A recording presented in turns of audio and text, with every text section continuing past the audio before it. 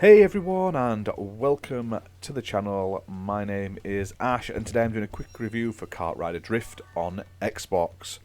Now this is a brand new free-to-play cross-platform kart racing game that was developed by Nexon and it was released onto the Xbox Store in March 2023, previously been out on PC and it's also available on other platforms as well.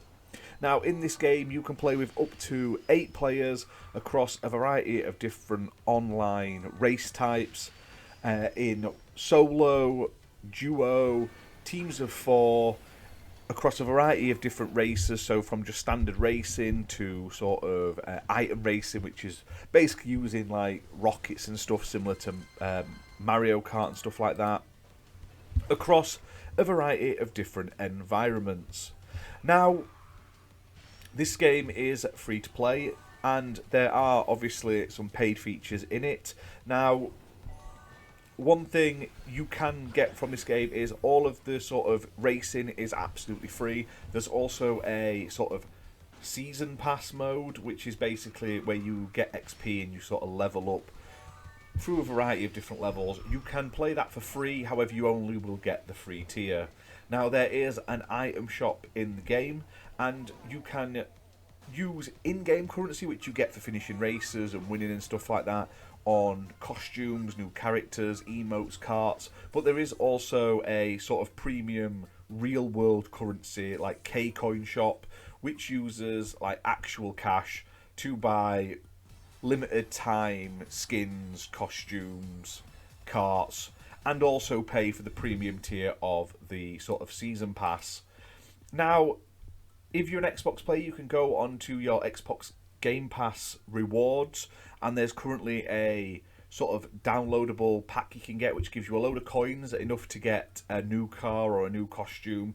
I've done that. I ended up getting a New York bus pack where I'm driving a New York bus and I'm dressed as the Statue of Liberty.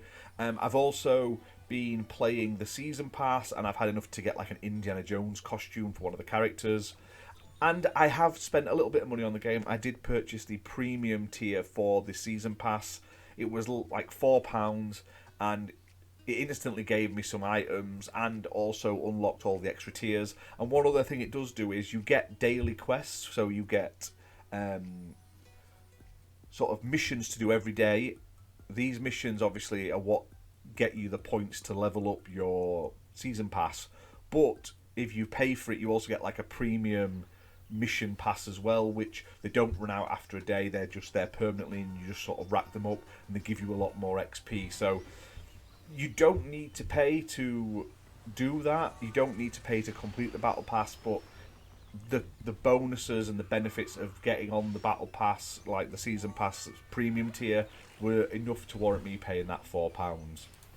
Now, the game itself has cute graphics and cute sort of like chibi characters.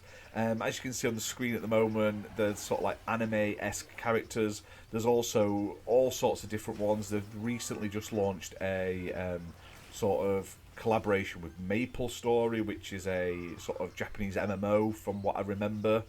And there's also a whole host of other sort of, I want to say, mechanics very similar to mobile games. Like my wife plays that Disney Emoji Blitz, and every time she logs in each day, she gets a bonus for logging in and doing certain things. That is here in this game. You log in every day, you get a bonus. You play for so long, you get a bonus and stuff like that. So while it doesn't affect the game and you can play it, there are benefits for playing it more like a free-to-play mobile game. Now, the race and everything's feels really sort of smooth. You do have a drift, but once you've got to get used to it. When I first started, like on this footage here, my drift skills suck. However, like when you get used to the drift and you can get around the corners, that in some of the boost zones and the boost races, you get more boost by doing drift, so it's worth drifting around the track.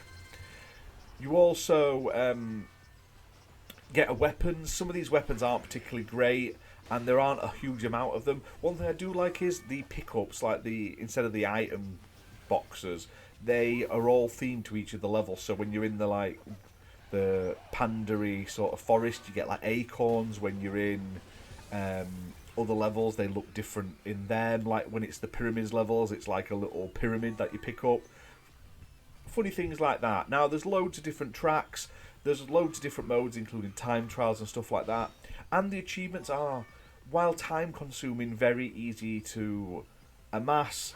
You basically get most of them just by playing the game for a certain amount of time, winning a certain amount of races, doing a certain amount of this, and you'll eventually accumulate that if you play it over and over. And like for me, I was doing the daily login. There was one for like 2 weeks of logins. I've managed to get that without logging in every single day. There was one for spending time in the game, and I've unlocked the whole of that without really trying. I've not been sitting for hours playing. I'll literally jump on this. I'll probably do a couple of the daily quests and then try and maybe finish one of the sort of premium quests. And so far, I'm about halfway through the season pass. I've not really been trying that much. I've been playing other games, but there's loads of content. You can pick and choose who you play against. You can play against bots. You can play against people online.